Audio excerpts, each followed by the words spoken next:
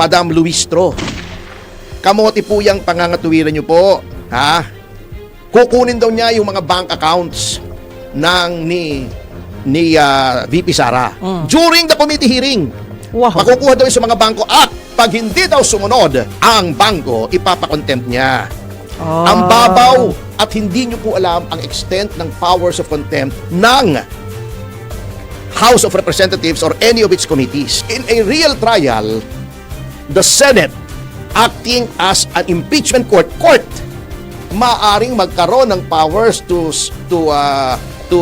issue subpoena duces tecum. Ibig sabihin, mag-produce ka ng document. Yun po, walang duda roon. Pero kayo, as a committee, determining the sufficiency of grounds for impeachment, wala po, hindi po kayo korte. Baka mapahiya po kayo, atras-atras na po tayo. Sabi nga ni Ping Lacson basa-basa naman. Okay. Siguro naman may space doon sa inyong Baka manggas. na-overlook lang, attorney. Hindi. Ang laki-laki ng manggas niya, maglagay siya ng isang kopya ng konstitusyon doon sa manggas niya. Di ba patayo lagi yung ano niya? Kasyang-kasya yung konstitusyon doon Maglagay po kayo para mahuhugot nyo pagka medyo hindi kayo sigurado. So yun po ang problema dyan. Hindi po katulad ng korte ang contempt powers ng House or of the Senate. So, yan pa yun, Ginang Luistro. Ang contempt powers lang po ng legislature ay effective when you are hearing something in aid of legislation. Ito pong impeachment proceedings ay hindi in aid of legislation. Wala pong batas na lalabas dyan sa hearing ninyo.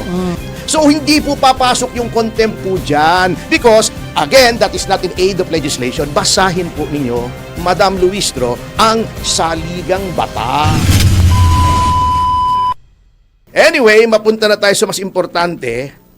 Ito, Ito, natatawa ko dito sa impeachment hearings ng Committee on Justice. Lalo na rito kay Congresswoman Luistro. Ito yung sinabi ko na kung ikaw ay hindi matalino, akala mo matalino si Representative Luistro. Pero kung matalino ka, alam mo hindi siya matalino Di ba?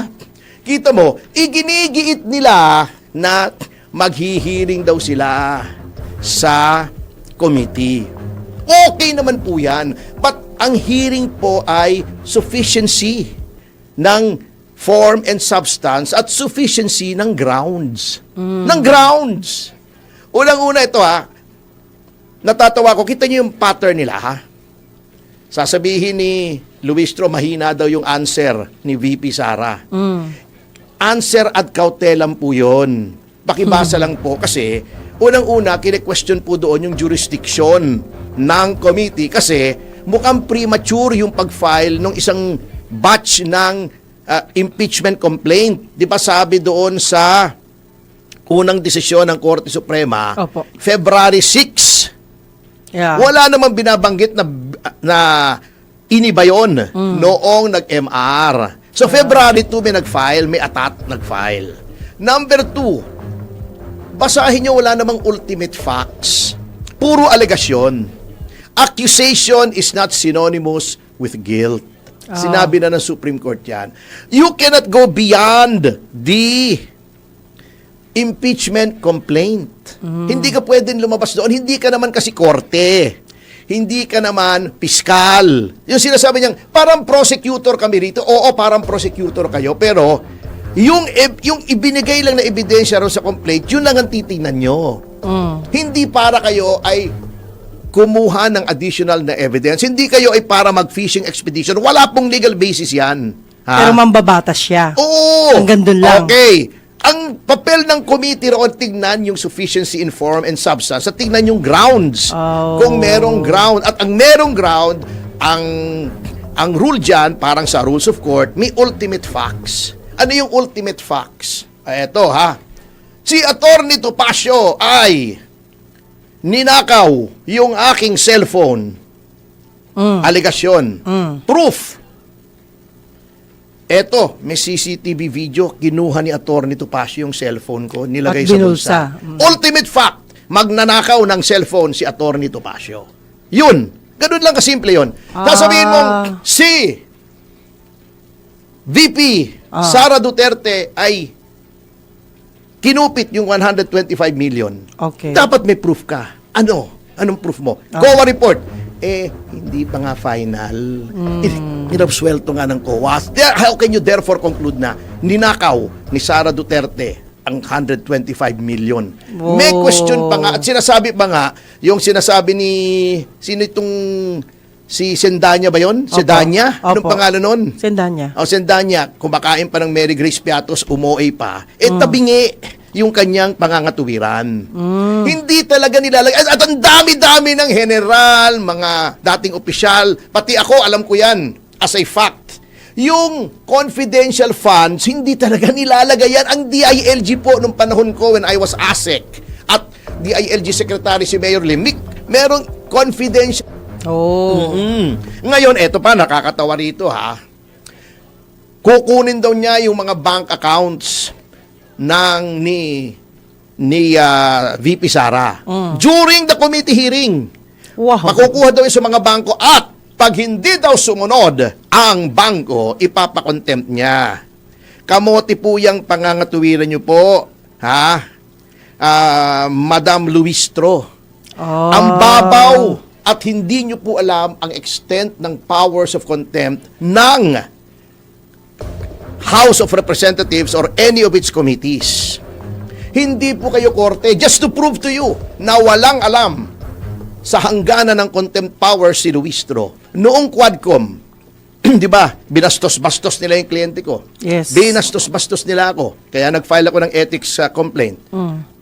Binabatikos ko sila sa social media. Opo. Sabi ba naman itong si Luistro, binabatikos tayo ni Atty. Topacio. Ipapakontempt ko siya. Sabi ko, pag ginawa mo yan, mapapahiya ka. Bakit? Kayo po ay hindi korte. Ang korte, mayroong indirect contempt, may direct contempt. Ha?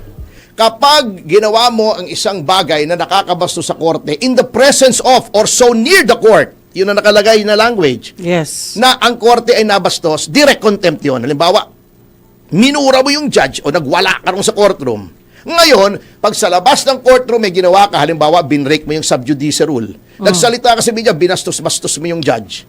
Outside of the courtroom, indirect contempt yon, maaaring indirect contempt. Dahil nasa labas ka. Oo. Yun. Sa committee po ng legislature, wala pong indirect contempt. Pag may sinabi ako sa labas ng halls of the House, laban sa inyo, hindi nyo po ako pwedeng ipa-contempt. Mali po yun, hindi po kayo husgado. At na-realize na yan ni Richard Gordon noong ako ang abogado ni Lincoln Ong at ni Mohit Dargani doon sa Farmally.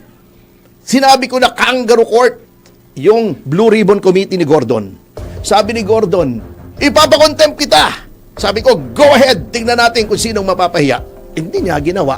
Siguro pinag-aralan niya, mali nga pala siya. Hindi ka pwede magpa-contempt kung committee ka ng House or the Senate for things done outside of the House or the Senate.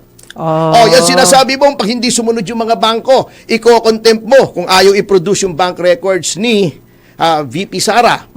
Hindi rin po pwede yan. Bakit? Sapagkat Ginang Luistro, ang contempt powers lang po ng legislature ay effective when you are hearing something in aid of legislation. Yan po ang nakalagay sa konstitusyon at sa mismong House rules ninyo. In aid of legislation. Ito pong impeachment proceedings ay hindi in aid of legislation. Wala pong batas na lalabas dyan sa hearing ninyo. In fact, yan po ay wala doon sa article ng Constitution outlining the powers of the legislature. Nasa ibang section po yan o article ng Constitution, yung transparency and accountability provisions. Hindi po yan in exercise of your legislative powers. Yan ay exercise ng accountability provisions ng Konstitusyon. So, hindi po papasok yung contempt po dyan. Because, again, that is not in aid of legislation. Basahin po ninyo Madam Luistro, ang saligang batas. Siguro naman may space dun sa inyong Baka manggas. na-overlook lang, attorney. Hindi. Ang laki-laki ng manggas niya, maglagay siya ng isang kopya ng konstitusyon doon sa manggas niya. Di ba? Patayo lagi yung ano niya. Kasyang-kasya yung konstitusyon doon eh. Maglagay po kayo para mahuhugot nyo pagka medyo hindi kayo sigurado. So yun po ang problema dyan. Oo. Hindi po katulad ng korte ang contempt powers ng House or of the Senate. So, yan po ang sinasabi ko. Hindi nyo pwedeng pa-contempt yan.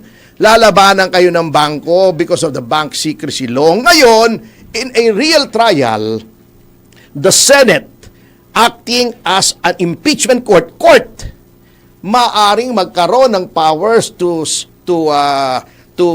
issue subpoena duces tecum. Ibig sabihin, mag-produce ka ng document. Yun po, walang duda roon.